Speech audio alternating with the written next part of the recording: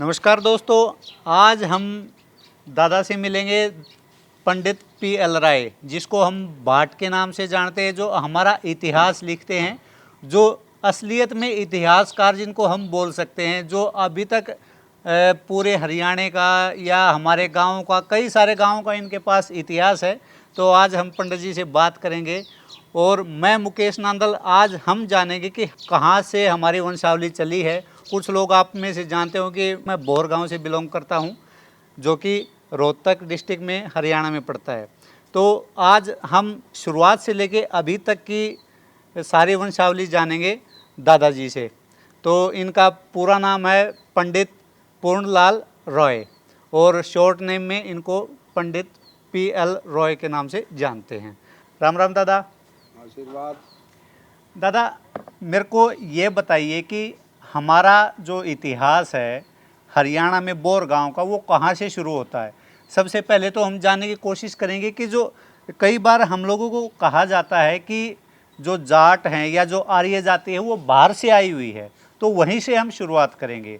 क्या भारत में आर्य आर्य जो हम लोग माने जाते हैं, क्या वो बाहर की प्रजाति, बाहर से आए हुए हैं? ऐसा है, हमारा जो देश है इसके नाम भी अनेक हैं। जी तो हमारे देश का नाम आर्यवर्त भी है जी और भरतखंड भी है जी और भारतवर्ष भी है जी और हमें इंडियन भी बोला गया, इंडिया के नाम से भी इसको पुकारा जाता है। हमारे देश ये विषम में है। सब भारतवर्ष में के जो राजा हुए हैं, जी क्षत्रियों के दो ही वंश थे आरंभ में, सूर्यवंश और चंद्रवंश। जी तो उसके हिसाब से अगर हम देखें तो कुछ तो सूर्यवंशी राजाओं ने, कुछ चंद्रवंशी राजाओं ने, कुछ यदुकुल के राजाओं ने, कुछ रघुकुल के राजाओं ने, और अनहल वंश जो आता है जिसे हम अग्निवंश कहते हैं, जी राजा अनहल देव से जो वंश चला है, उसके हिसाब से राजाओं ने जो है विषम में अपने ये देश बसाए हैं। जी जी सूर्यवंशी राजाओं में अम्बरीश राजा हुए हैं, उन्होंने अमेरिका को आबाद किया था। अमरीश ने अमेरिका को आबाद किया था। ओके। और राजा रेवत ने कोसाथली को बसाया था। कुशास्थली यहाँ अभी जो कोसाथली का दूसरा नाम है ब्राज़ील। ब्राज़ील। ओके। ब्राज़ील को आबाद करने वाला राजा रेवत था। रेवत। जी जी। और कुबेर ने श्रीलंका को आबाद किया था। कुबेर, और उन्हीं कुबेर की बात करें जो हम कुबेर भगवान जिनको मानते हैं, हाँ, या जिसको राजा हम, कुबेर अलग हाँ, हुए हैं? राजा कुबेर वो जो वही खजांची थे उस समय, वो हाँ जी, जो हाँ जी, बिल्कुल। शिवालिक में जो मतलब आपके सुमेरु पहाड़ के, जी जी और जो है शिव और पार्वती का निवास स्थान वहीं पे था, जी जी जी कैलाश पर्वत पर। कैलाश पर्वत। और श्री कृष्ण जी ने द्वारका को आबाद किया। और ये अफ्रीका एक देश है, जी उसके दक्षिण में महासमुंदर भी है अब। जी। तो वहाँ पहले उस द्वारका को उस स्थान पर आबाद किया था। तो दक्षिण अफ्रीका तो दादा हमसे थोड़ा दूर पड़ता है। कोई बात नहीं है, ऐसे बहुत से देश हैं, अभी मैं बता रहा हूँ आपको, उनको ध्यान से सुनना। ठीक है। अब यदुकुल में कृष्ण जी ने द्वारका को किया आबाद, जी जी तो उसी में राजा दत्तबाहु हुए हैं, प्रेतबाहु हुए हैं, बड़े शक्तिशाली राजा हुए हैं। जी और उसमें मिस्र को आबाद करने वाला जो है राजा हुआ यदुकुल का, प्रेतबाहु बहुत शक्तिशाली राजा था। ठीक है। और उसमें ऋषि जैमिनी ने उसका विकास किया था। ऋषि जैमिनी ने। लेकिन दादा अब जैसे हम बात करें, ज़्यादातर ये हिंदू नाम हमको लग रहे हैं, जो भी कृतबाहु है या जिसकी भी हम बात करें, जिसने अमेरिका को बसाया या ब्राज़ील को बसाया। अब लेकिन अब वहाँ पे धर्म तो कोई और चल रहा है। नहीं, वो भी बताऊंगा, सब सिस्टम से आ जाएगा। जी पहले तो मैं उन देशों के नाम बता रहा हूँ जो यहाँ के राजाओं ने बसाए हैं, जी जी जी ताकि हम कह सकें कि विषम में भारतवर्ष का चक्रवर्ती राज्य था। जी जी और ये विश्व गुरु की उपाधि से विभूषित था भारतवर्ष। जी जी जी इसलिए वो पहले राजाओं के नाम सुन लो देशों के, जी उसके बाद सिस्टम से आएगा सब कुछ। ठीक है। तो अब उसमें हम चंद्रवंश के राजाओं को लेते हैं, जन्मेजय को लेते हैं, जन्मेजय परिषद के बाद आते हैं। ठीक तो है, जो राजा आता रहा है गद्दी पे और जिसने जो प्रयास किया है उसका इतिहास उसमें आएगा। ठीक है। तो जन्मेजय ने जर्मन को आबाद किया, ठीक है, जन्मेजय ने जर्मनी जर्मन देश को को आबाद किया, जर्मन देश को। और आपके बेबीलोन में उसको हम जट देश कहते हैं, जो है डेनमार्क जैसे है उसको भी हम जट देश कहते हैं, जाटों का देश कहते हैं। ठीक है।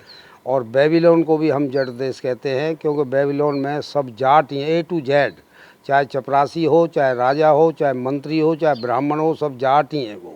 ठीक है। वहाँ संख्या हमारे विषम में अन्य देशों से अधिक है जाटों की। जाटों की। ठीक है। और यागवल के नाम का राजा हुआ, उसने फ्रांस देश को आबाद किया था। यागवल ने यागवल फ्रांस के देश को। फ्रांस देश को आबाद किया था। और राजा सल्ले ने, जो सहदेव नकुल भीम अर्जुन आपने सुने महाभारत जी, काल बिल्कुल, में, बिल्कुल। तो सहदेव के वो मामा जी थे, उन्होंने ईरान को आबाद किया था। ईरान को, हाँ। जो आज एक मुस्लिम बहुल देश जो आज मुस्लिम बाहुल देश जी। बोला जाता है। है। हाँ हाँ। और उससे भी पहले जो है मतलब राजा ययाति हुए हैं चंद्रवंश में। जी जी। और उसके पुत्र जो है तिरवसु ने हिमालय में त्रिविष्टप यानी तिब्बत को आबाद किया था। ठीक है, तिब्बत का पहले नाम था त्रिवष्ट। त्रिविष्टप। त्रिविष्टप पहले तिब्बत का नाम था। हाँ। तिब्बत को और राजा त्रिवसु ने भारत में मध्य भारत के अंदर तुमरगढ़ को आबाद किया था, तुवरगढ़। जो चंबल नदी के दाहिने किनारे पे आबाद था। ठीक है। जो बाद में ग्वालियर में मिल गया, मध्य प्रदेश ठीक है। ग्वालियर में। ठीक है। और त्रिवसु ने ही अरब के देशों में टर्की, ठीक है। टर्क जिसको तुर्किस्तान भी कहा जाता था, हाँ, तो या तुर्की या तुर्की के नाम से तुर्किस्तान। पुकारते जी। हैं, वो देश भी राजा त्रिवसु ने आबाद त्रिवसु। किया था। ठीक है। और ये 5 भाई थे। राजा ययाति के 2 रानी थी। पहली थी देवयानी, ठीक है। वो शुक्राचार्य ऋषि की पुत्री थी। उससे 2 पुत्र उत्पन्न हुए थे, यदु और त्रिवसु। यदु और त्रिवसु। त्रिवसु। तो यदु वंश वहीं से। हाँ, यदुवंश वहीं से आएगा, अब सिस्टम से आ रहा है। ठीक है। और 3 बेटे हुए थे शर्मिष्ठा के गर्भ से, जी। जो राजा वर्षप्रभा की पुत्री थी। ठीक है। उसमें पुरु, उरु और ध्रुव। पुरु, पुरु और ध्रुव। ध्रुव और ये 3 भाई उससे हुए थे। पुरु नाम से 2 थे। पुरु के नाम से पौरसवाल शाखा चली है तोमर में। ठीक है। और उरु के हिस्से में उत्तर का भाग आया है। ठीक है। और ध्रुव के हिस्से में आया था हिंदू कुश पर्वत से लेकर के ईरान, इराक, तुर्किस्तान, सारे ये अरब के देश उसी के हैं, ध्रुव के हैं। ठीक है। ध्रुव के। ध्रुव के हैं ये, हिंदू कुछ जो आजकल अफगानिस्तान बलूचिस्तान के आगे वाला पड़ता है, एरिया ईरान पड़ता के बीच में पड़ता है, ठीक है। वो हिंदू कुश पर्वत है। ओके। और इसी में जब आगे राजा होता है चित्ररथ, चंद्रवंश में ही होता है वो राजा, परिषद के अगली पीढ़ियों में। जी। उसने चीन और रूस को आबाद किया था। ठीक है। तो दादा, इन चीज़ों के जो आप बता रहे हो, जैसा कि मोस्टली हमारे सारा का सारा आपने जितने भी बताए हैं सारे हिंदू समाज से ही रिलेट करते हैं, तो जो आप बता रहे हैं इन चीज़ों के कोई साक्ष्य भी मौजूद हैं? हाँ, साक्ष्य इनके इतिहास हैं, भारतवर्ष का मूल इतिहास है। अक्षत्रिय प्रदीप पुस्तक है, उसमें इसका विवरण है। अक्षत्रिय प्रदीप, तो किन की लिखी हुई है वो? वह अक्षत्रिय प्रदीप भी मेरा लिखा हुआ है और खोज से लिखा गया है। अच्छा। और मान्य पुस्तक है। और वैदिक शासन ये आर्यों से मिलती है। और इनका पुस्तकालय है पुरानी दिल्ली, और कंपनी बाग से रोड गई है, उस रोड पर पड़ता है। प्रकाशन का नाम? प्रकाशन का नाम है हासाराम गोविंद राम। हासाराम गोविंद राम ये प्रकाशन है। इसके पास ये पुस्तकें अवेलेबल हैं जो दादाजी की लिखी हुई हैं। और दूसरा प्रकाशन है देहाती पुस्तक भंडार। ठीक है। वो हमारा काफ़ी पुराना प्रकाशन है। ठीक है। और हमारा ये भी प्रकाश, दिल्ली में ही है? हाँ, ये भी दिल्ली में है। ठीक है। फतेहपुरी के आसपास पड़ेगा। आगे नई सड़क पर जब हम चलेंगे हाँ हाँ। तो पहले गोविंद राम हासानंद आर्य समाज की पुस्तकालय आएगा। ठीक है। और पुस्तकालय के बाद आर्य समाज के पुस्तकालय, फिर देहाती पुस्तक भंडार को सीधी रोड चली गई है। ठीक है। तो ये सारा का सारा इतिहास वहाँ पे दिल्ली में मिल जाएगा आपको, और इनके पुस्तकों के नाम हम डिस्क्रिप्शन में भी दे देंगे और उनका एड्रेस भी दे देंगे दादा से पूछ के। हाँ, प्रमाणित करके देंगे, किसी को आवश्यकता पड़ेगी उसका प्रमाण देंगे। ठीक है और उसको बताएंगे कि हम कौन थे, कहाँ से आए थे जी। और हमारे बुजुर्गों ने क्या कुछ किया है, और ये चक्रवर्ती राज कैसे था, और हम भूमंडल में इतने देश कैसे बसाए थे। अब आता है सवाल अजय और विजय का। अनहल वंश के अंदर आते हैं वो राजा, उन्होंने नेपाल और भूटान को आबाद किया था। अजय विजय ने नेपाल और भूटान को किया था। नेपाल की गद्दी हमारी है, देश भारत की है। ठीक है क्योंकि गहलोत वंश का राज्य चित्तौड़ में था। ठीक है चित्तौड़, मेवाड़, उदयपुर और नेपाल, ये 4 गद्दी हमारे राणा की मानी जाती हैं। जी जी। और नेपाल हमारा है और उसकी सीमाएं सब कुछ, और उसको कोई तोड़ नहीं सकता, हमारे से अलग नहीं कर सकता। जी जी। तो ये सब राजाओं के नाम बताएं। कुछ राजा ऐसे हुए जैसे राम को दुनिया जानती है, रामचंद्र जी को, उसके 2 पुत्र हुए हैं, लव कुश। लव ने लवपुर बसाया जिसको लाहौर बोला गया, जो अब पाकिस्तान में चला गया है। ठीक है। और कुछ ने कश्मीर को बसाया था, इसलिए कश्मीर भारतवर्ष का अभिन्न अंग है। इसको कोई तोड़ नहीं सकता है और ना कोई इसको ले सकता है। प्रमाण हमारे पास हैं और हमारे राजाओं के बसाए हुए नगर हैं, और कश्मीर का इतिहास हमारे पास है। और जाट वंश में ज़्यादा है। अच्छा। कभी कोई ये समझे कि भाई जाट वंश ऐसे ही है, जाट अभी शब्द आया ही नहीं है। हाँ, अब मैं बताऊंगा काल कितने होते हैं। जी जी। ये तो बताया है कि किस राजा ने कौन से मुल्क देश बसाए। काल कितने प्रकार के होते हैं। मूलतः व्याकरण के हिसाब से, ग्रंथों के हिसाब से काल 3 माने गए हैं। जी जी। भूतकाल, वर्तमान काल और भविष्यत काल। लेकिन कालों की संख्या बहुत है। ओके। क्योंकि वो ग्रंथ उन कालों में जो आए उनके नाम उनसे रखे गए हैं। जी जी। जैसे आदिकाल। आदिकाल यानी परमेश्वर क्या है, सृष्टि क्या है, पृथ्वी क्या सूर्य में से विभाजित हुई है। जी जी। इस तरह से ये उसके हिसाब से काल बनाए गए। तो आदिकाल, उसके बाद है जगत काल, ठीक है, फिर है लोकायत काल, लोकायत काल, उसके बाद है वेद काल, फिर आया अरण्यक काल। जी। उसके ये क्यों आया कि वेदों का जो सिलसिला आएगा उसमें भी इतिहास है हमारा। ठीक है। आदि सृष्टि का इतिहास है और उनकी संख्या 4 है वेदों की। जी जी। और ऋग्वेद, यजुर्वेद, अथर्ववेद, सामवेद। जी। अब वो ऋग्वेद क्या है? ऋग्वेद के 2 भाग हैं, जी। पूर्व भाग, उत्तर भाग। ऋग्वेद से हमें ज्ञान प्राप्त होता है कि सृष्टि क्या है, परमेश्वर क्या है, इसका कोई करता है कि नहीं है। ये इसके जो लोगों में भ्रांतियां हैं वो इसका समाधान कर देता है। तो इसी तरह यजुर्वेद है, वो हमें राजा कैसा होना चाहिए, प्रजा कैसी होनी चाहिए, शस्त्र विद्या क्या है, युद्ध विद्या क्या है, ये सब चीज़ें उसमें, राजन शासन व्यवस्था क्या है, राजनीति क्या है, ये सब का ज्ञान प्राप्त करवाता है। तो ऋग्वेद में कितने मंत्र हैं आज तक कोई गिनती नहीं कर पाया होगा, और की है तो कहीं लिखा नहीं पाया होगा। लेकिन ऋग्वेद में 10,552 मंत्र हैं। 10,552। और उनकी पहचान क्या है उन मंत्रों की? ऋग्वेद का अगर वो मंत्र होगा तो उसमें ये पहचान है कि उसके मंत्र में आरंभ में, प्रारंभ में मतलब, और मध्य में या फिर अंत में अग्नि शब्द अवश्य आएगा। अच्छा, ये पहचान है ऋग्वेद के मंत्र की। ये ऋग्वेद के मंत्रों की कि आरंभ में या मध्य में या अंत में अग्नि शब्द जरूर आएगा। ओम अग्नि भूर्वावे हे स्वाहा, जी। सूर्या चंद्रमस उधाता था पूर्वम अकल्पस्व। ये 190 सूत्र है, 10वां इसका मंडल है और 3रा मंत्र है, उसमें इसको दिया हुआ है। ऋग्वेद का ये नंबर है, उसका क्रमांक। जी जी।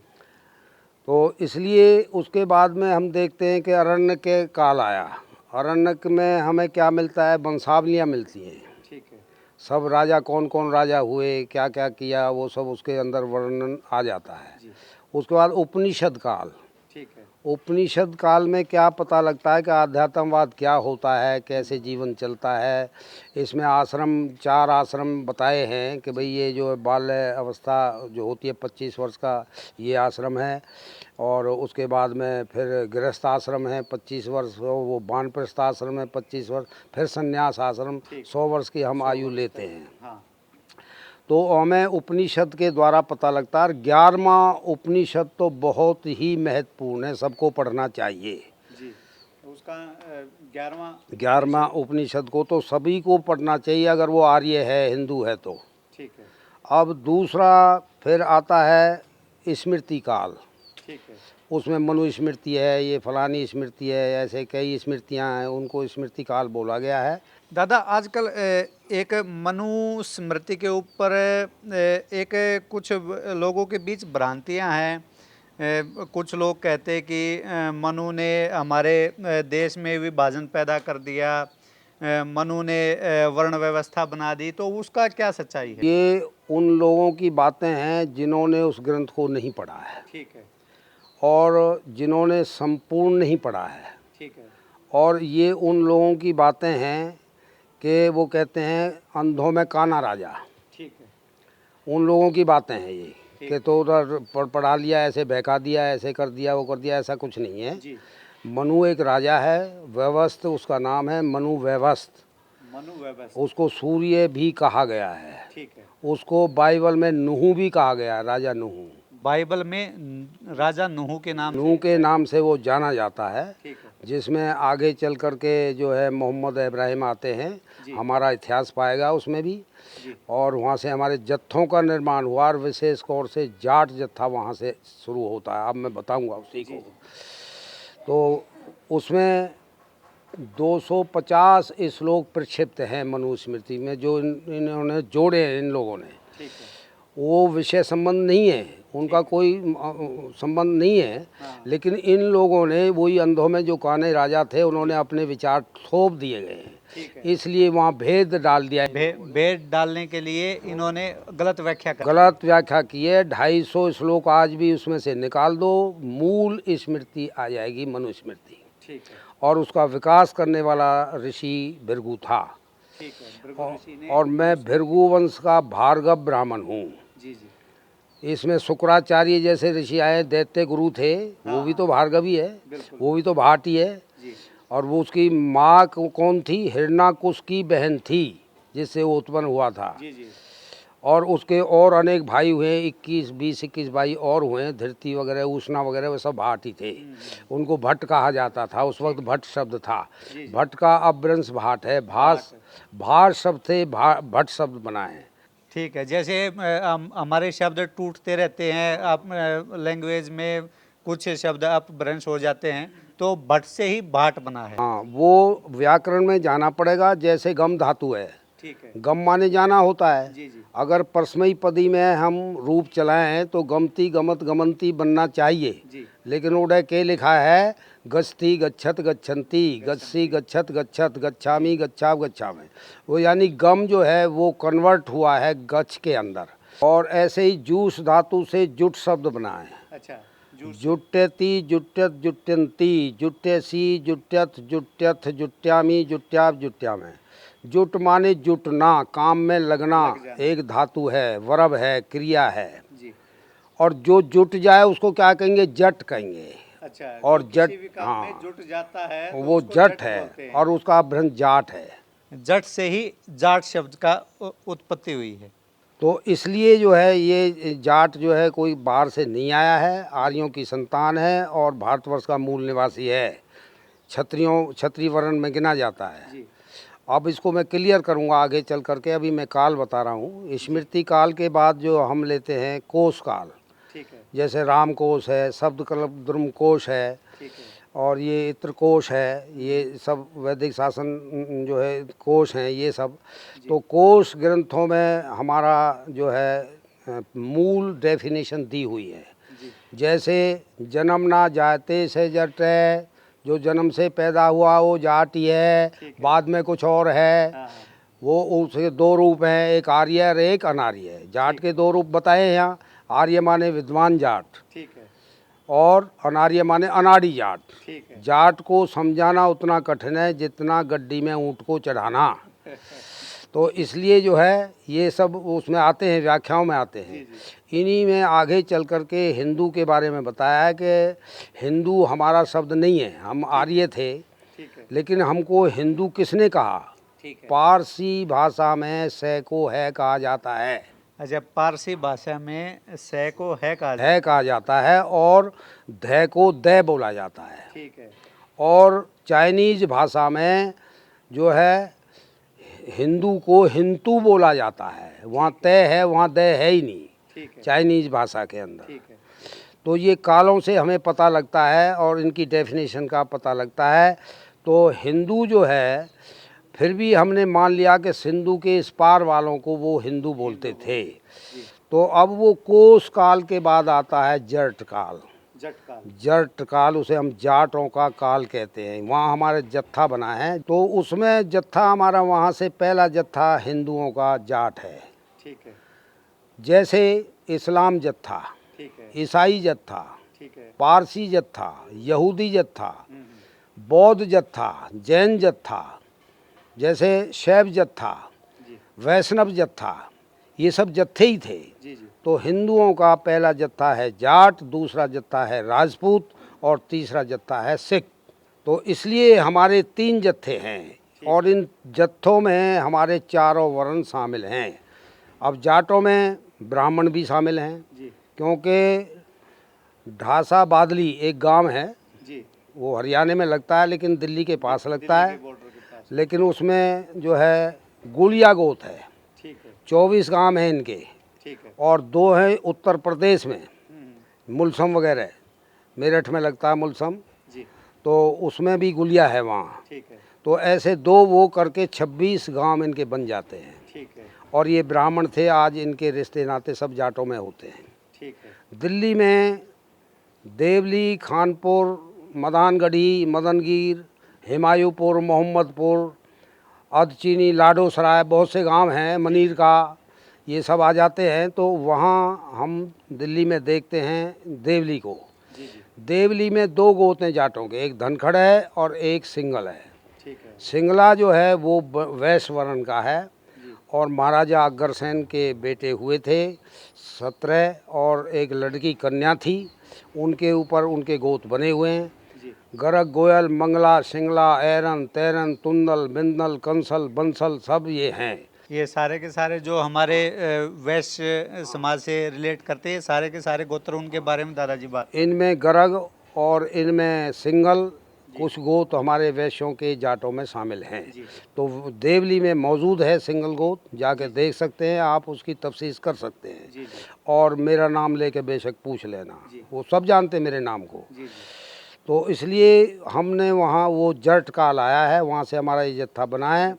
उसके बाद में महाकाव्य काल में महाभारत आ जाता है, उसे हम महाभारत काल बोलते हैं।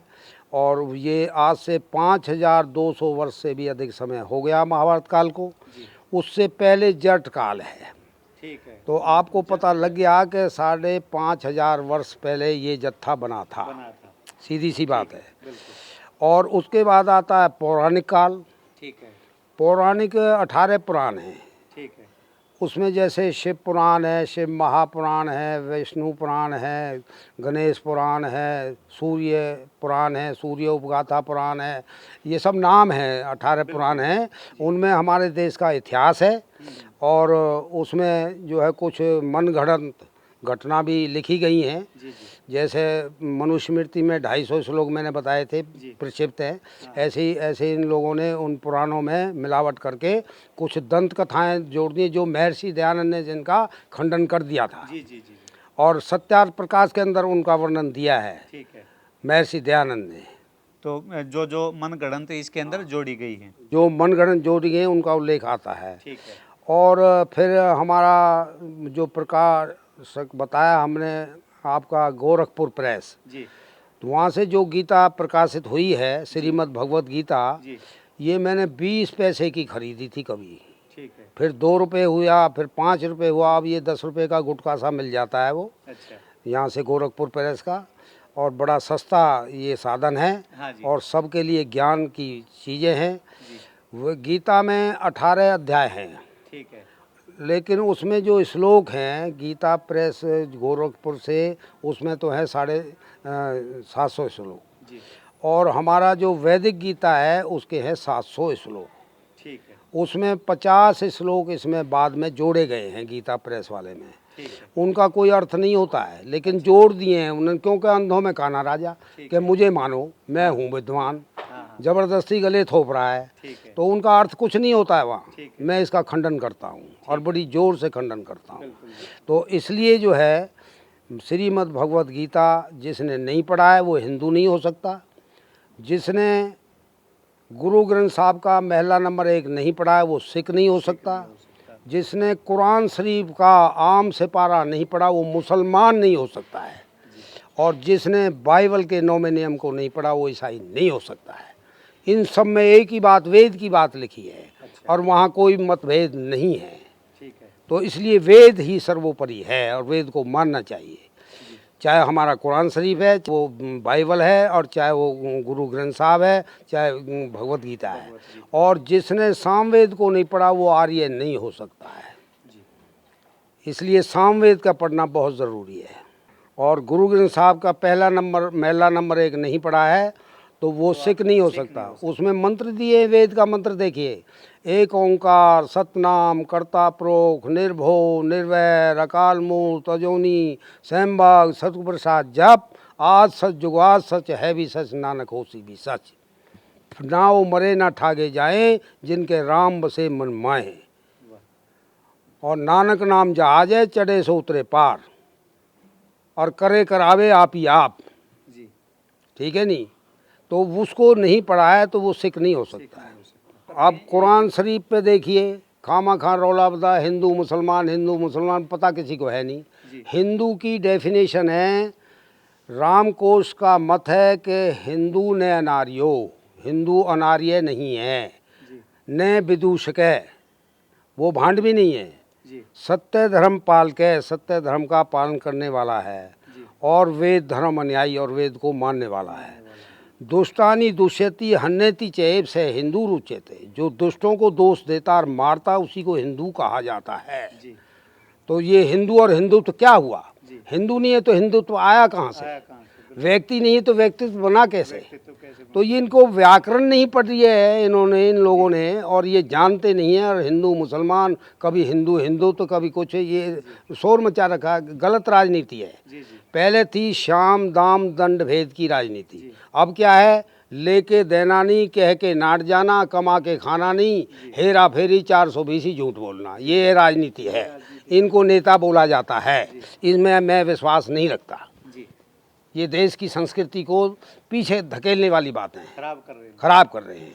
अब मैं कुरान शरीफ पे बताता हूँ आपको, बाइबल में, उसमें कुरान शरीफ के आम सिपारा को नहीं पढ़ा वो मुसलमान नहीं हो सकता।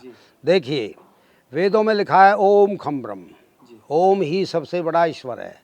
हमारे कुरान शरीफ में आम सिपारा भी कहता है, क्या लिखा है हमारे उसमें लिखा है अल्लाहु अकबर, अल्लाह ही सबसे बड़ा ईश्वर है। उसका ट्रांसलेशन है ओम खम ब्रह्म का, ठीक है, उसका ट्रांसलेशन है। हमारे 8 मंत्र वेद के हैं, ओम विश्वानि देव सवितुर्तानि परासुयत भद्रम तन्नासु ओम हिरण्य गर्भ संवर्तताग्र, इस तरह 8 मंत्र हम बोलते हैं।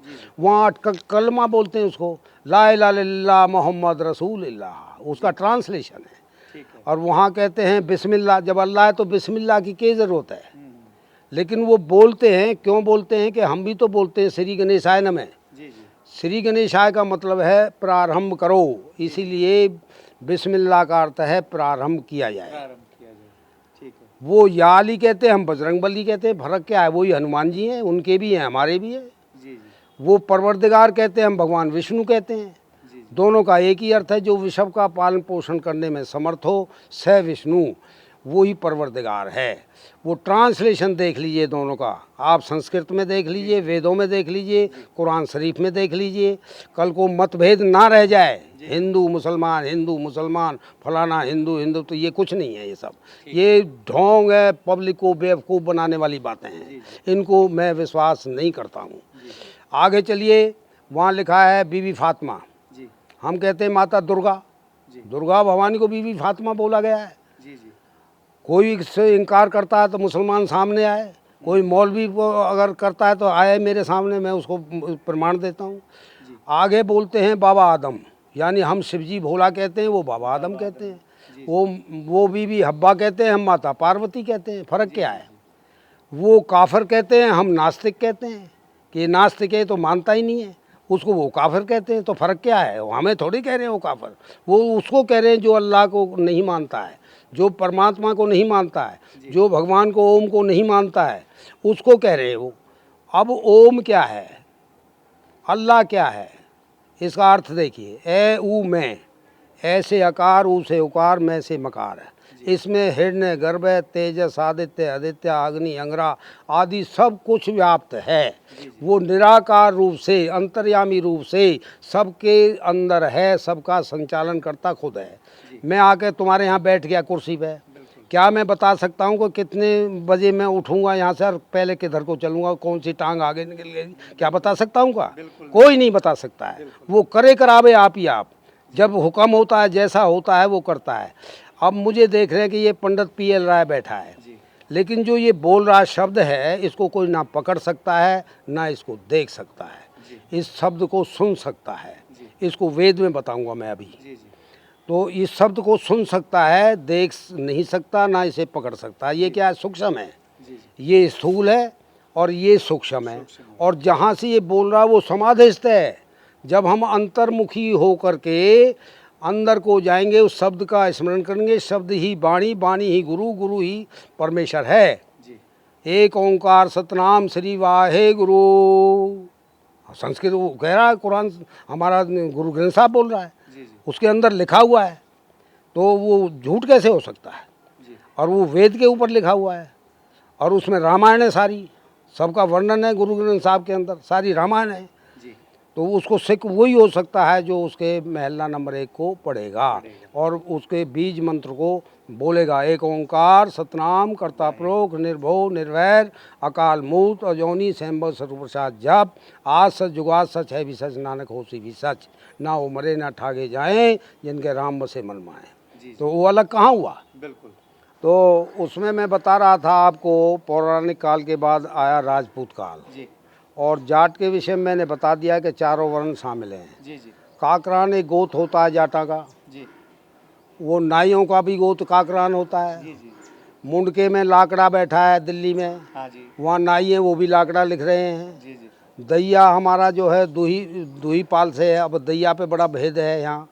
BS दैया कहते हैं, वो जो जर्नलिस्ट हैं, बड़े भारी अफसर हैं, उन्होंने लिखा है कि ये यूची जाती थी, चाइना से आई थी और ये है वो है, सो बात हम दैया बाहर का बता दिया। अच्छा। और हमारा इतिहास कह रहा है वैसल देव के 24 बेटा हुए थे, उनमें से एक बेटे का नाम था दूहीपाल। उस दूहीपाल के नाम से दैया है। और दैया सोनीपत के आसपास 40-42 गांव तो ये मौजूद हैं ही हैं। मलिक भी है काफ़ी संख्या में।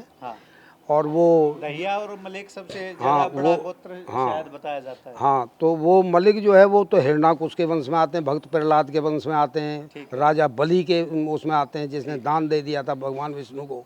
ठीक है, नहीं तो दानी है, सब है। और हूनों को मार के भगाया था मलिकों ने, हूनों को जो मार के भगाया था। हूल गो तो हमारे में कुछ मिल गया, कुछ मर गए थे, कुछ भाग गए थे। अच्छा। कश्मीर के राजा को मित्रगुप्त की हत्या कर दी थी उसने, मीरगुल ने जा करके। मीरगुल और तौरमान 2 ही राजा थे हून वंश के। अच्छा। कहीं का भी इतिहास पूछोगे मैं वैसे ही बताऊंगा जैसे वहाँ लिखा हुआ है। तो मतलब वो जो है ये शक है। 6 साल युद्ध चला विक्रमाजीत से, तो साक्य थे, अपने आप को जो बच गए साक्य लिखने लगे, कुछ सक्सेना लिखने लगे। तो वो हाँ, वो सब यहाँ में मिक्स हो गए, हमारे में ये सब हमने मिक्स कर लिया है, भगाया नहीं किसी को। मरे तो आप मरे, अपने प्रलोभन से मरे हैं, लालच से मरे हैं, अपने क्रोध से, गुस्से से मरे हैं। क्रोधित होकर के बुद्धि का विनाश हो जाता है। तो जब भी तो लड़ाई जंग होती है। अभी ये पुतिन क्या है, रसिया क्या है, ये यूक्रेन क्या है, ये क्या चल रहा है, ये सब इनके अपने दिमाग की खोज है इनकी। भारत ने कभी नहीं कहा, भारत इसमें हिंसा में कभी विश्वास नहीं रखता है। भारतवर्ष में अहिंसा का देश है, भारतवर्ष शांति का देश है, भारतवर्ष की संस्कृति सारे मुल्कों की संस्कृति है, सारे विश्व की संस्कृति है, और भारतवर्ष ही जो है वो जगत गुरु है। तो इसलिए जो है भारतवर्ष कभी नहीं इन चीज़ों में विश्वास नहीं रखता। कोई गले पड़ जाए, कोई छेड़ दे, नहीं मान के देता है, तब ये आगे बढ़ता है। और वहाँ लिखा है दुष्टानी दुष्यति हन्यति चैव से हिंदू उच्यते, कि दुष्टों को दोष में देता और मारता उसे ही हिंदू कहा जाता है।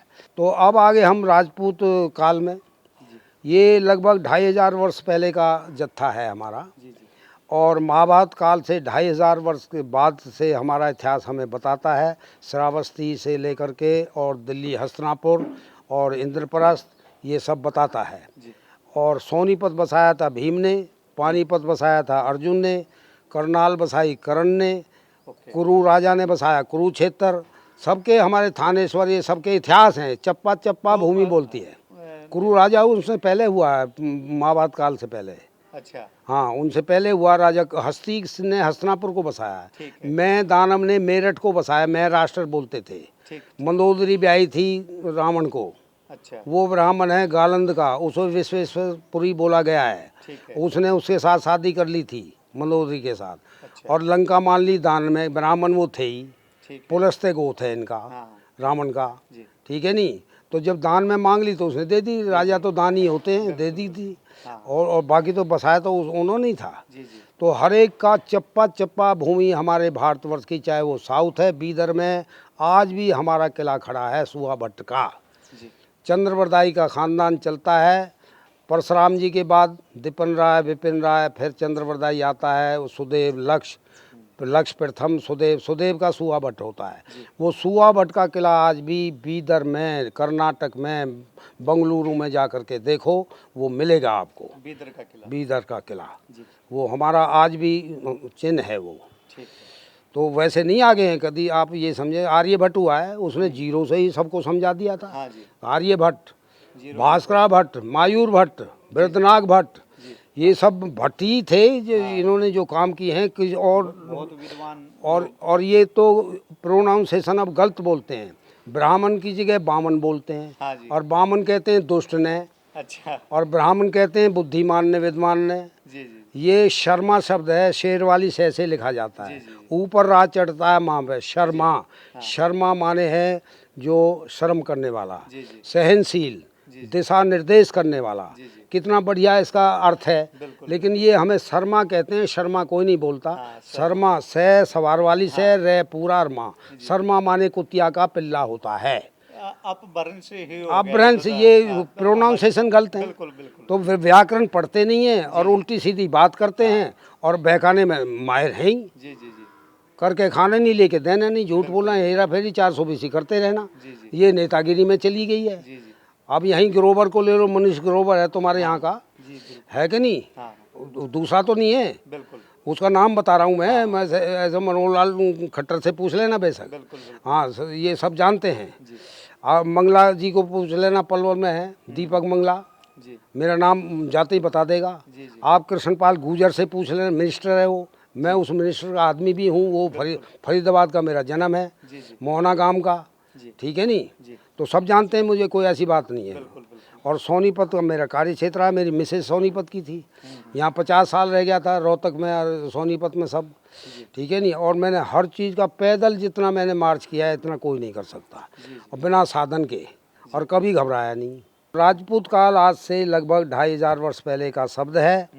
और राजपूत किसी भी आर्ष ग्रंथ के अंदर, किसी भी हमारे उन जो शास्त्र सम्मत ग्रंथ हैं उनके अंदर कहीं इसका उल्लेख नहीं है।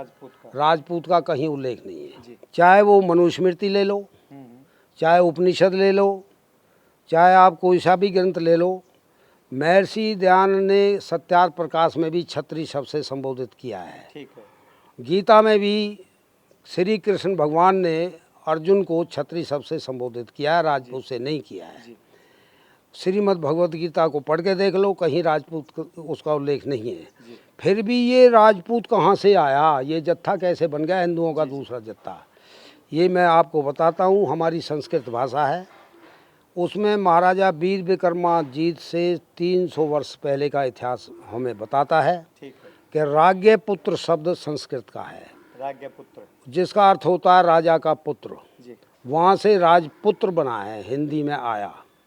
और उस राजपूत को हम जो है बेटा पुत्र तो नहीं कहते, हमारे गांवों में भी पूत ही कहते हैं। हाँ हाँ, वो राजपुत्र से राजपूत बन गया। राजपुत्र, राज्ञपुत्र से राजपुत्र, राजपुत्र से राजपूत, राजपूत। और राजपूत से अब तो रजपूत ही कहते हैं। रज माने मिट्टी में मिला दिया है। अच्छा। अब वो मिट्टी में आ गया रजपूत कहने से, रज माने मिट्टी। जी जी जी तो ये प्रोनाउंसिएशन हमें गलत करता है। जी जी। जैसे मातृ से माता, हाँ माता से माँ, हाँ माँ से मम्मी, हाँ, मम्मी बीवी, से मोम।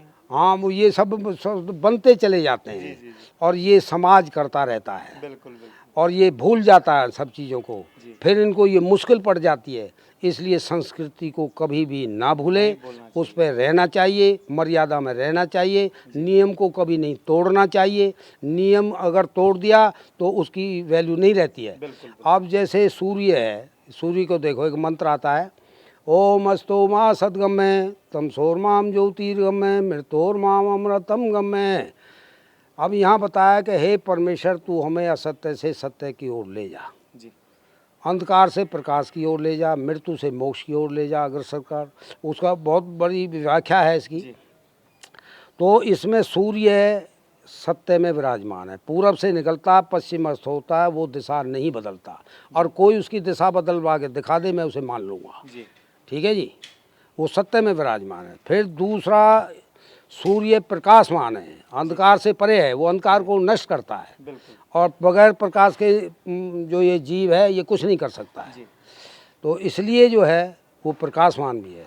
फिर वो मृत्यु से मोक्ष की ओर, यानी जब सूर्य उत्तरायण होते हैं, भीष्म पितामह ने सरसैया पे पड़े रहे लेकिन 6 महीने तक, लेकिन वो प्राण नहीं त्याग रहा है, क्योंकि वो नरक को जाना था। जी जी जी भीष्म का मतलब है भ्रम, जी और उसने भ्रम में महाभारत करवा दिया सारा। जी जी जी, और इतना बुद्धिमान होते हुए भी, बिल्कुल या नहीं। बिल्कुल। तो इसलिए भीष्म पे मत जाओ आप, जी क्योंकि वो उसको प्रतीक्षा करनी पड़ेगी उत्तरायण की। उसको तो वरदान था, हमें कोई वरदान थोड़ी है। बिल्कुल। तो इसलिए हम उसमें क्यों जाएं। अब उत्तरायण में जो शरीर त्यागेंगे तो हम मोक्ष को चले जाएंगे। जी जी जी, और मोक्ष को कहते हैं परम पद। वो परम पद कब मिलता है, जब सत्व रज तम तीनों गुणों को उपेक्षित करके परमेश्वर का ध्यान करेगा, तो वो अंतर्मुखी हो जाएगा और उसका मोक्ष हो जाएगा। उसको कोई मिटा ही नहीं सकता है। तो परमेश्वर गीता में लिखा है, श्री कृष्ण भगवान अर्जुन से कहते हैं कि भाई सत्व रज तम से भी परे हूँ, वो मेरा परम पद है। और मेरे भक्त मेरे परम पद को प्राप्त होते हैं, उनका योगक्षेम मैं स्वयं कर देता हूँ, उनका पुनर्जन्म नहीं होता है। और महाप्रलय के बाद जब सृष्टि पुनर्निर्माण होता है तब वे आते हैं। और औरतों में पाए जाने वाले जो गुण हैं, क्षमा, दया, ममता, सहनशीलता, सब ये मेरे से उत्पन्न हुए जान। और जो दुष्ट हैं, जो मेरी अनुष्ठान को भंग कर रहे हैं, मेरी परंपरा को नष्ट कर रहे हैं, प्रकृति को नष्ट कर रहे हैं, मेरे नियम को तोड़ रहे हैं, उनको मैं सख्त सज़ा देता हूँ। और ये मानते नहीं हैं, फिर मैं इनको मजबूर होकर के जो है इनको नरकों में घेरता हूँ, घोर नरकों में डाल देता हूँ।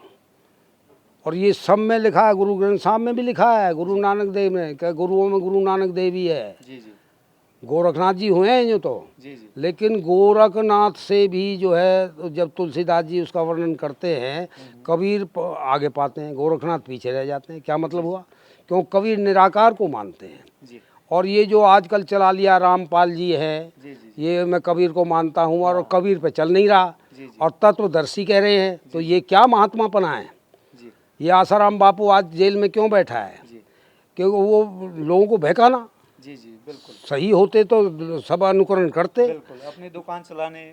ये दुकानें जो खोली गई हैं ये गलत हैं ये। जी तो उसमें कबीर साहब ने तो खुद कहा है, क्या कहा है कि चिड़ी चोंच भर ले गई नदी ने घटियों नीर, दान दिए धन ना घटे, कह गए भक्त कबीर। बिल्कुल, दान से तो धर्म बढ़ता है, और धर्म होगा तो मोक्ष होगा, सीधी सी बात है। और दान को नष्ट हुए कि लड़की है, कन्या है, तुम्हारे वो यहाँ पैदा हुई है, तुमने पाला है, पढ़ाया लिखाया, शादी कर दी, उसको कहते हैं उसको कोई दक्षिणा मत दो, दान मत दो। बता, ये महात्माओं के काम है, और तुझे ही देता जाए, हाँ, तू है जो कुछ है। तो ये जो बातें हैं, ये जो दुकानदारी चलाई गई हैं, ये जो बना ले मतांतर बनाए हैं, ये सिवाय नुकसान के और हानिकारक हैं, और नुकसान के सिवाय कुछ नहीं है।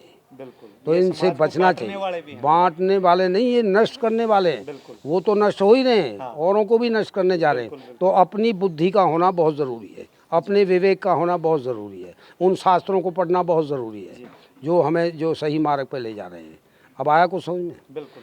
तो अब राजपूत काल मैंने बताया कि ये राजपूत ऐसे बना है। अब वो दुनिया कहती है, एक वो रुई धुनने वाला पीने वाला कंडेरा, वो भी कहता मैं राजपूत हूँ।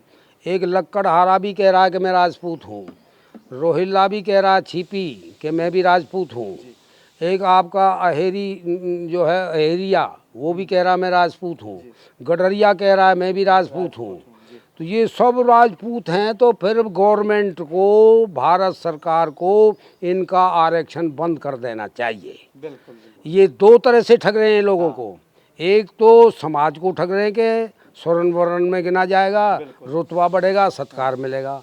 दूसरी तरफ फार्म में लिखने में गडरिया हूँ, मैं दर्जी हूँ, मैं फलाना हूँ, ढेका हूँ। हाँ, और आरक्षण में मिल जाएगा तो हम पदवी प्राप्त कर लेंगे। देखो कितने डबल होशियार हो रहे हैं। बिल्कुल। तो इनको ख़त्म कर देना चाहिए, किसी को आरक्षण नहीं होना चाहिए। ये आरक्षण हो तो सिर्फ जो बिल्कुल आर्थिक आर्थिक अब ये ब्राह्मण है, बिल्कुल। ब्राह्मण से निर्धन, गरीब और असहाय कोई नहीं है। बिल्कुल। वो एक गांव से दूसरे गांव जाएगा, एक घर से दूसरे घर जाएगा, और वो एक आदमी से दूसरे आदमी को मिलेगा। कोई दे तो भला, ना दे तो भला कहेगा, और वो भगवान के मंत्र बोलेगा, उपासना के। तो उससे बढ़िया आदमी कौन मिलेगा? और उसे दान दे देने ब्राह्मण को, और लुटा रहे हैं ये सब। तो ये जो है गलत बात है। बिल्कुल। तो इसलिए जैसा शादी में भी जाते हैं, ब्राह्मण को देवेंगे 1100-2100। हाँ, और एक ढोल बजाने वाला ले जाएगा 51,000, 21,000। हाँ, वो ले जाएगा। बिल्कुल। तो वहाँ फेंक वाला देंगे। ले जाएगा। हाँ, तो ये देखो, ये क्या, ये विद्वानता है। बिल्कुल। अरे उसको कहीं शिक्षा में लगाओ, किसी बच्चे के पढ़ाई में दे आओ, किसी को कहीं मंदिर धर्मशाला कोई हो रहा है भंडारा, उसमें दे दो, या जो सबके पेट में तो जाएगा कम से कम। वहाँ सेवा करो। तो आने जाने वाले जो नेतागण हैं उन्होंने कहो आओ जी, वो उन्हें अच्छी बात बताओ, वो भी संभलेंगे। नेताओं को संभालना तो प्रजा का काम है। बिल्कुल। नेता तो हमारे ही तो बनाए हुए हैं। तो इसलिए वो नेता कैसे बाहर चला जाएगा? उनको भी टाइट रखो, नेताओं को पकड़ के रखो, खींच के रखो, उससे डरने। और तुमने भेज दिया फिर डर रहे हो, वो क्या मतलब है? उससे पूछो ये क्या है, वो कितना लिखा पढ़ा है, वो क्या काम किए हैं उसने। ठीक है नहीं, खाली वो नहीं है कि डकैती डाल के पैसा इकट्ठे करके मैं नेता बन जाऊंगा, वैसे वो नहीं आता है। वो नहीं चाहिए। तो ऐसा नेता भी नहीं चाहिए। देश के हित में काम करे, जो राष्ट्र हित में काम करे, वो स्वतंत्रता सेनानी भी हो, तभी वो नेता बन सकता है। नहीं तो वो नेता नहीं बन सकता। जब देश के हित में कोई काम नहीं कर रहा है, वो काहेगा नेता है? ठीक है नहीं। बच्चा बच्चा यहाँ का, हमारी भूमि का, भारतवर्ष का सब देशभक्त है, उसका इतिहास है। वो गलत नहीं है, लेकिन गलत कर दिया गया है या किया जा रहा है। ये भाई ज्ञान तो अलग है, ज्ञान अधूरा है, ये कभी संपूर्ण नहीं होता। विज्ञान संपूर्ण है। परमेश्वर ने एक खेत में नीम लगाया, कड़वा है, वहाँ जामुन लगा दी, कसैली है, आम लगा दिया, मीठा है। एक ही खेत है, सब चीज़ लगाई है। हमसे नहीं हो सकता वो, हम नहीं बना सकते उसको, वो विज्ञान है, उसको कोई मोड़ नहीं सकता है। और मनुष्य का दो प्रकार का ज्ञान होता है, एक साधारण होता है, एक विलक्षण होता है। एक आदमी ने विमान बना दिया, हवाई जहाज, और एक से साइकिल नहीं बन रही है। तो है ये विलक्षण ज्ञान है। तो ये तो देने वाला तो परमेश्वर है। क्यों? उसने तपस्या तो की है कहीं ना कहीं, पीछे आगे कहीं, कभी तो उसका कर्म लाया है। तो इसलिए अच्छा काम करने का अच्छा नतीजा होगा, बुरा करोगे बुरा नतीजा होगा, और अवश्य होगा। और ठोकर ऐसी लगेगी कि सब कुछ भूल जाएगा। तो ऐसा जो है, मतलब ये शास्त्रों का लेख होता है। अब राजपूत काल से आगे हम देखते हैं, राजपूत में हूल शब्द आता है, हूल गोत, शाक्य गोत आता है, कुशन गोत आता है। तो ये जो जातियां बाहर से आई थी, शक जाति आई थी, आक्रांता थे, जो यहाँ बच गए थे, रह गए थे, कुछ मर गए, भाग गए, तो वो इनमें रले इस जत्थे में, तो वो शक गोत हो गया, शाक्य गोत कहते हैं। कुषाण आए थे, वो यूची जाति थी, चाइना से आई थी। चाइना से, हाँ। और तो शक कहाँ से आए थे दादा? शक शाकद्वीप से आए थे। शाकद्वीप, हाँ, शक तो आज क्या उसका नाम क्या है शाकद्वीप का? सागद्वीप ही है आज के इतिहासों में, तो सागद्वीप ही है। और वो हमारे भारतवर्ष और सागद्वीप के बीच में हिमालय है। तो ये चाइना का प्रदेश आ जाता है, ये पश्चिमी जो लद्दाख है हमारा, ठीक है। ये सब जो मतलब हिस्सा बटे हुए हैं, तो वो इसमें आ जाता है। ठीक है, ठीक है नहीं, तिब्बत से परे परे ठीक का है, देश जो वो सागद्वीप में आता है। ठीक है, ठीक है, हाँ, तो त्रिवेष्टप से परे परे। ठीक अब ये हिमालय जो है, इसके बीच में मध्य मेरू पर्वत है। जी, मेरू पर्वत को कोई सुमेरु पर्वत भी कहता है। ठीक है, अब वो सुमेरु पर्वत को सागद्वीप वाले जो हैं वो भी मानते हैं। जी, आपके जैन हैं वो भी इसको मानता है। बिल्कुल, प्रथम जनेश्वर का स्थान सुमेरु पर्वत पर था। जी, और मनु, वैवस्त्र मनु, वो उसका पुत्र, सूर्य पुत्र वैवस्त्र मनु, उसका स्थान इसको मानते हैं जी, हिंदू लोग, आर्य लोग।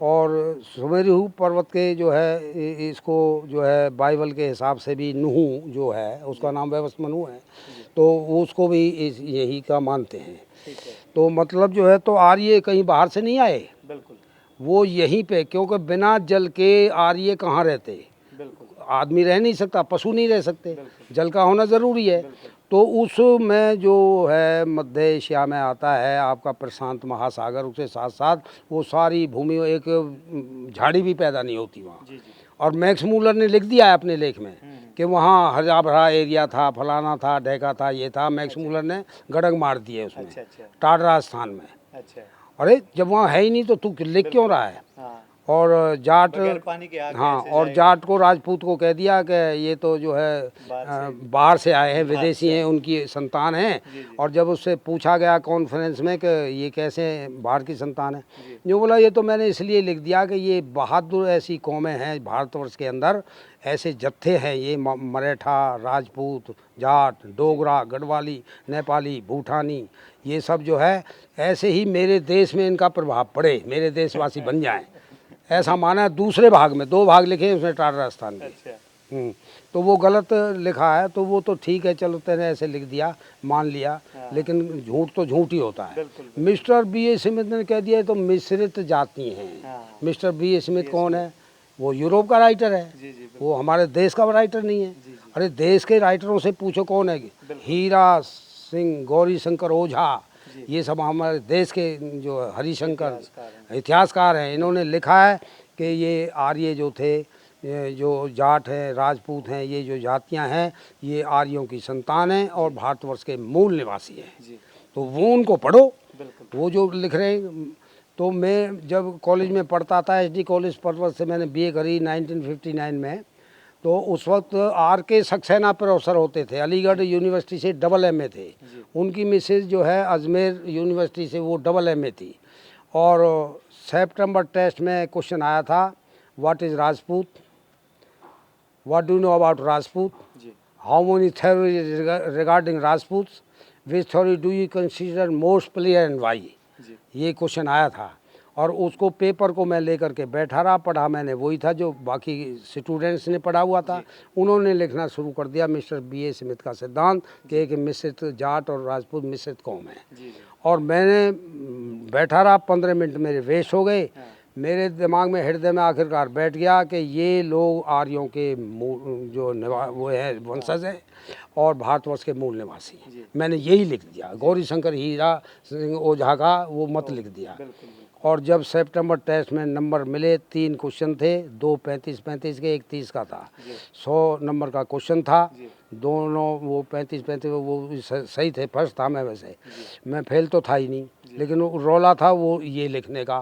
तो सक्सेना साहब कहते हैं, भाई ये तुमने जो लिखा है इसका प्रूफ दे सकते हैं? किस आधार पे? हाँ, तो वो उसका बताओ। मैं कहा जी ऐसा है, जो मैंने लिखा है उसका तो प्रूफ मैं तुम्हें अब बता रहा हूँ, और जो मतलब और प्रूफ चाहिए तो मैं घर जाऊँगा, कल जो है संडे है, आज सैटरडे है, और परसों मंडे को आपको रिपोर्ट दे दूँगा। मेरे फादर हिस्ट्री राइटर थे, वो खाना खा के लेट जाते थे। मैं घर गया, बोला कैसे आया, फीस तेरी पहुंच गई, घी तेरा पहुंच गया, ये पहुंच गया, वो पहुंच गया, तू कैसे आया, टाइम ख़राब करने चिल्लाने लगे लेटे लेटे। तो बोला दूध पड़ा, दूध पी जा, चला जा। मैंने उनको बात बताई, इसलिए आया हूँ। तो वो लेटे लेटे बताया कि ये ऋग्वेद 96 सूत्र 7वां मंडल है, उसमें ये लिखा है।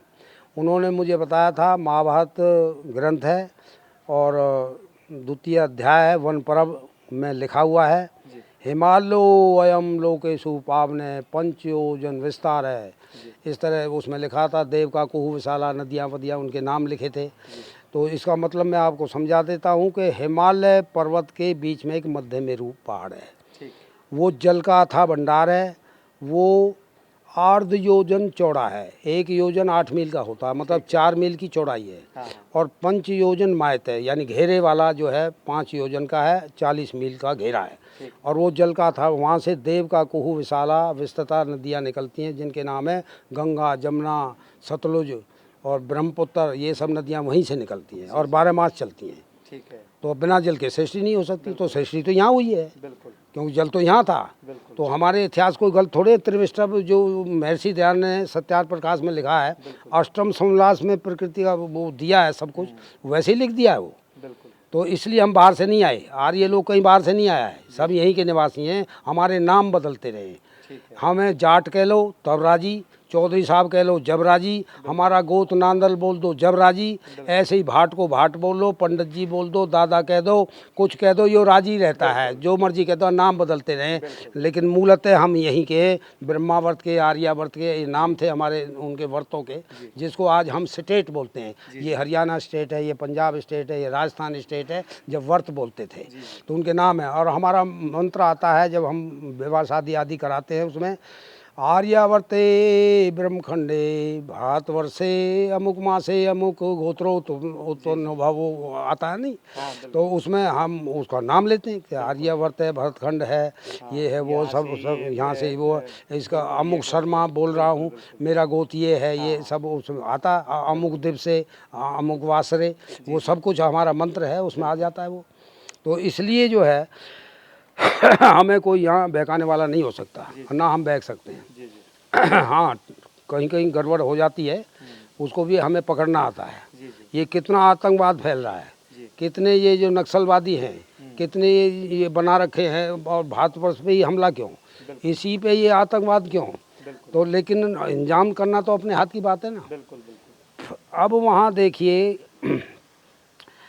हमारे जितने भी प्रधानमंत्री हुए, स्वर्गीय श्रीमान प्रधानमंत्री जवाहरलाल नेहरू से लेकर के इंदिरा बिंद्रा सब आ जाते हैं, लाल बहादुर शास्त्री भी सब उसमें आ जाते हैं, मनमोहन सिंह तक, और अब मोदी आए हैं, नरेंद्र और रामदास मोदी। ठीक है जी।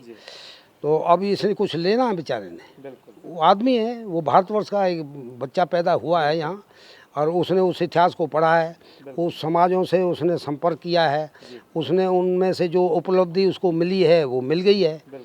मैंने अटल बिहारी वाजपेयी जी को 13 दिन की जब सरकार गिर गई तो दोबारा प्रधानमंत्री क्यों बनाया था, मैं उनके लेटर मेरे पास आज भी मेरी पर्सनल फाइल में लगे हुए हैं, इंदिरा जी का भी लगा हुआ है मेरे पास। तो हाँ, उनको लिखा था, मोदी जी को मैंने लिखा था अन्ना हजारे के विषय में, उसकी कापी भेजी थी, उसका तो कोई रिप्लाई आया नहीं मोदी का। बाकी औरों के तो है मेरे पास लेटर भी लगे हुए हैं, वैसे ही थोड़े बैठा हूँ मैं टोपी लगा कर। हाँ, मैंने उससे ये कहा था, मैं भाई इनको छोड़ो, अर्थ व्रत 13 दिन का फास्ट रख लिया, फलाना, इनको छोड़ो और हम चलेंगे वहाँ जा कर के। और हमारे प्रिय अनुज जी हैं, जो है मतलब अनुज इसलिए बोला कि मोदी मेरे से उम्र में कम है, तो अनुज भ्राता कह दिया, तो बस वो ये बहुत है। तो इसलिए जो है मैं चलूँगा और उनसे बात करके आएंगे कि भाई कोई बात है तो वहीं निबट जाएगी वो। तो आंदोलन करने से क्या फ़ायदा है, लोगों को परेशान करने से क्या फ़ायदा है, और बेकार के चक्कर से कोई क्या फ़ायदा, प्रदर्शन करो, फलाने करो, ढेके करो, क्या मिलेगा तुम। ठीक है नहीं।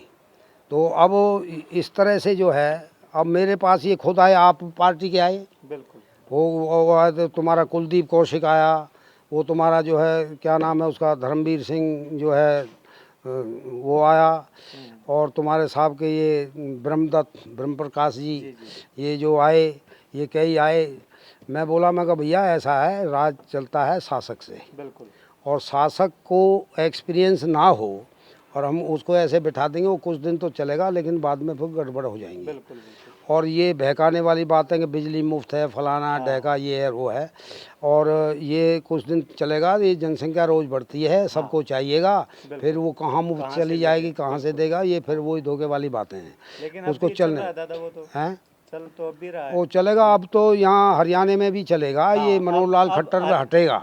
हर एक जगह हाँ, बढ़ता चला जाएगा। ये अब तो ये क्योंकि दुष्यंत लोगों भी को चला तो जाएगा। हाँ, ये काम नहीं कर रही है, हाँ जो स्कीम थी उस पर अमल नहीं किया जा रहा। बिल्कुल। तो ये आप ही तो जा रहे हैं, हम तो भेज नहीं रहे इनको, हम तो लोगों को कह के नहीं आ रहे। बिल्कुल, जो तो काम जो नहीं करेगा वो बस, तो अब आप ही कह महसूस कर रहे हैं, तो ये तो पार्टी तो बदलेगी। बिल्कुल। तो ये तो इनके हाथ में है, नेताओं के में ठीक करेंगे तो ठीक मिल जाएगा, ना करेंगे तो अपने घर बैठो जी जा करके बस।